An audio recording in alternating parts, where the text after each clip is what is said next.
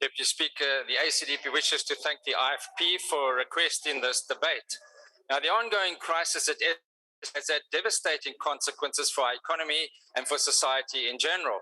Ordinary South Africans continue to be subjected to major, increasingly frequent disruptions to every aspect of their lives. This impacts all, including those small businesses and the poor in townships and rural areas who do not have the resources to run generators when there is load shedding.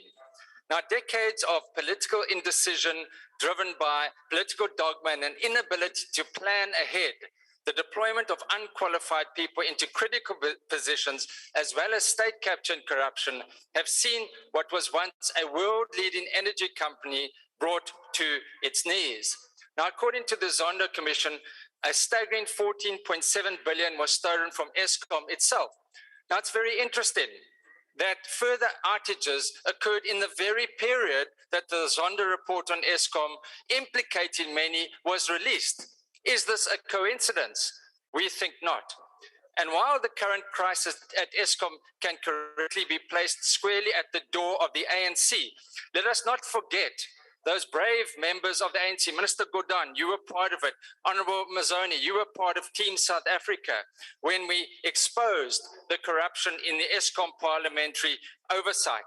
Sadly, a number of those courageous members, such as Honorable Dorothy Ranto, were not re-elected despite their sterling work and having to stand up against intimidation and death threats.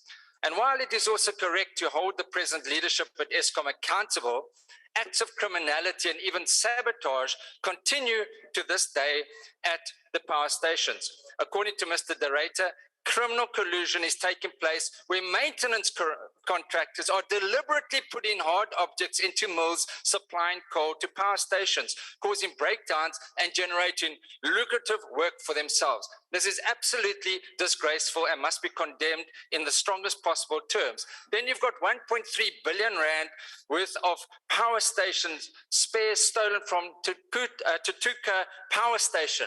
Thankfully, in this regard, people have been arrested and face criminal charges. But sadly, looting and corruption tends to be endemic.